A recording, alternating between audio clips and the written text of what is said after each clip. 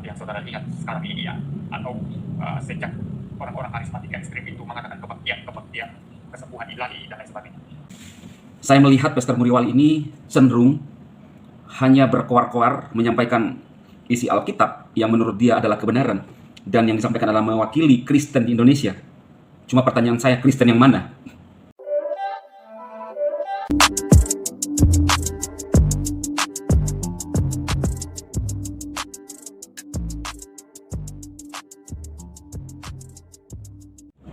Halo saudara-saudaraku yang kekasih di dalam Tuhan Yesus Kristus.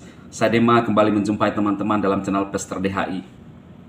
Saya berdoa teman-teman selalu dalam keadaan yang sehat. Sebelum saya lanjut kepada pembahasan kali ini, teman-teman ya, mari kita berdoa sama-sama.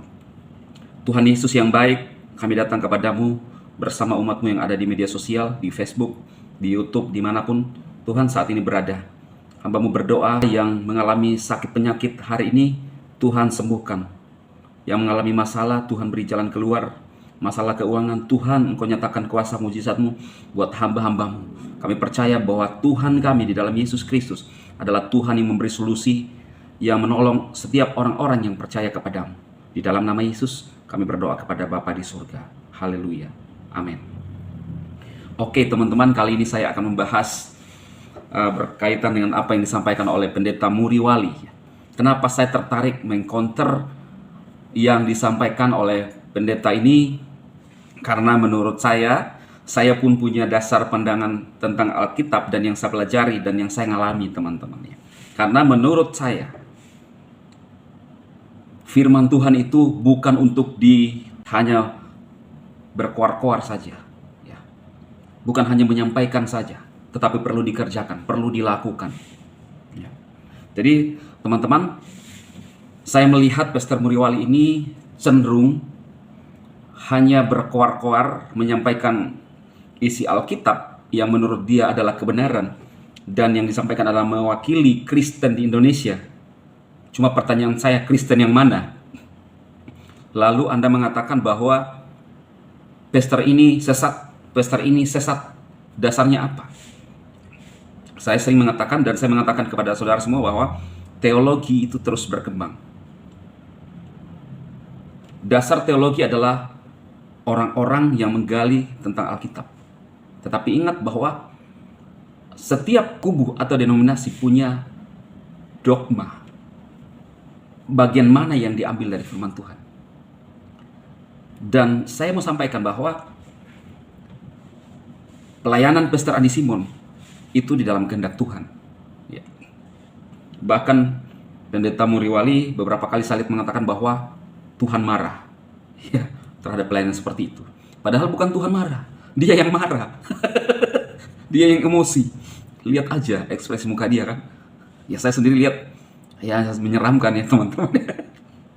Nah, coba kita lihat aja pernyataan dia ya. Bayang, yaitu pukul 3 petang, naiklah Petrus dan Yohanes ke Bait Allah. Jadi menjelang waktu sembahyang, yaitu pukul 3 petang, ya sesuai dengan kebiasaan mereka sebagai orang Yahudi ya. Ya walaupun Petrus dan Yohanes ini adalah Kristus dan mereka lah nanti yang memperluaskan iman Kristen ya, tetapi masih namanya hidup dengan tata cara Yahudi mereka ya. Jadi pada sekitar pukul 3 pada saat sembahyang ya, Yohanes dan Petrus dan Yohanes pergi ke Bait Allah, naik ke Bait Allah dikatakan di sini. Nah, jadi kalau saudara memperhatikan di sini tidak ada dikatakan bahwa Petrus dan Yohanes itu sengaja pergi ke Bait Allah untuk menyembuhkan orang sakit ya. Seperti yang saudara lihat sekarang ini ya, atau sejak orang-orang karismatik ekstrim itu mengatakan kebaktian, kesembuhan ilahi dan lain sebagainya. Dari namanya saja kebaktian, kesembuhan. Saya jelaskan dulu sedikit ya. Di sini dia membahas tentang Petrus ya dan Yohanes yang pergi ke Bait Allah jam 3 untuk berdoa. Kemudian ada seorang yang lumpuh sejak lahirnya minta sedekah ya. Di sini dijelaskan judulnya adalah Mujizat Kesembuhan Sejati versi kesembuhan palsu ya. Nah, jadi yang dia jelaskan di sini adalah tidak ada, Yohanes dan Petrus itu tidak ada sengaja membuat suatu kebaktian untuk kesembuhan, ya kan? Ini yang dijelaskan dari pendeta ini. Cuma saya mau sampaikan bahwa kita tidak bisa mematok suatu pola untuk sebuah kesembuhan atau mujizat. Ini kan hanya sebagian kecil kisah yang ditulis ya di dalam Alkitab, ya, yang kita bisa ketahui. Saya yakin bahwa banyak hal yang juga dilakukan oleh murid-murid Tuhan Yesus terkait dengan kesembuhan. Ingat, kemarin saya membahas bahwa dalam Markus 16, pergi jadikan semua bangsa muridku, dan seterusnya. Kemudian ada tanda-tanda ini akan menyertai orang yang percaya. Siapa yang percaya? Anda semua, kita semua. Percaya kepada siapa? Yesus Kristus. Kita akan meletakkan tangan atas orang sakit dan orang itu akan sembuh. Kita lanjut dulu ya, kita lanjut dulu. Kesembuhan ilahi. Itu berarti kan ekstrim itu mengatakan kebaktian, kesembuhan ilahi dan lain-lain. Dari namanya saja kebaktian, kesembuhan ilahi. Itu berarti memang kebaktian itu ditujukan untuk kesembuhan, ya.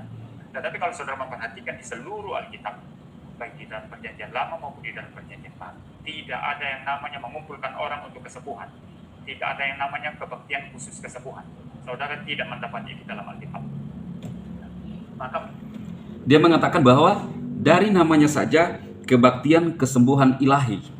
Saya tidak tahu kalimat mana yang dia maksudkan. Apakah pernah Pastor Andi Simon menyebutkan bahwa ini adalah kebaktian kesembuhan ilahi? Karena dia tidak tampilkan di sini ya. Saya juga belum melihat kalimat yang dibuat Pastor Andi Simon. Cuma yang saya mau sampaikan di sini adalah dia mengatakan kalau Anda melihat di seluruh Alkitab Perjanjian Lama, tidak ada yang sengaja membuat atau mengumpulkan orang untuk kesembuhan. Saya mau sampaikan, kita harus lihat konteksnya. Pastor Andi Simon melakukan mujizat.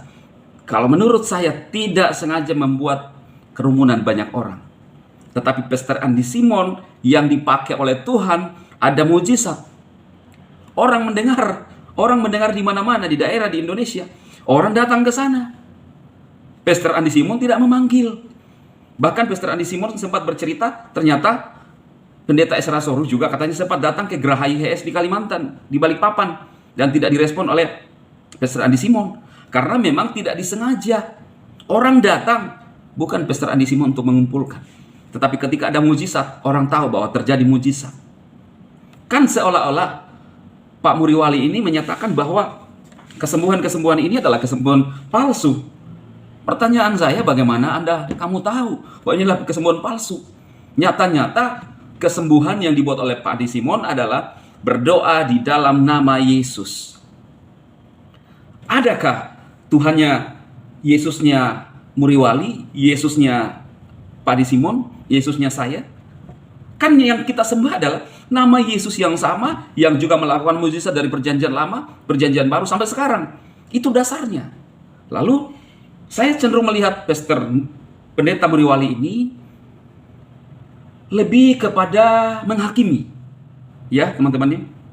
Saya tidak meng-counter semua apa yang dibahas karena ini akan jadi panjang, tetapi pastikan teman-teman mengikuti segmen-segmen yang saya buat untuk meng-counter apa yang disampaikan oleh Pak Muriwali. Jadi kalau Anda tidak percaya kesembuhan, kalau Anda sakit atau dan lain-lain, ya gimana dong?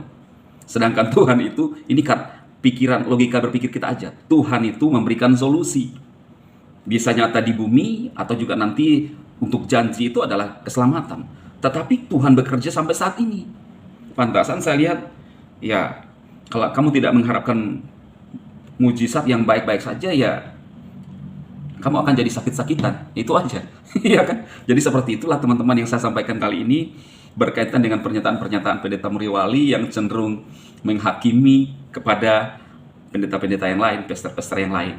Saya di sini tujuan saya meluruskan apa yang saya tahu, dasar saya dan yang saya alami, teman-teman. Ya. Semoga ini bermanfaat buat teman-teman, saudara-saudaraku semua yang melihat tayangan-tayangan ini. Kita selalu berharap yang terbaik buat kita semua. Kita ditolong Tuhan. Tuhan Yesus itu tidak berubah dahulu sampai sekarang, sampai selama-lamanya, teman-teman. Dia tetap Tuhan yang sama, menyembuhkan Anda, menolong Anda, bukan cuma untuk diketahui, tetapi kita ngalami. Oke, saya Dema memberkati Anda semua dalam nama Yesus. Amin.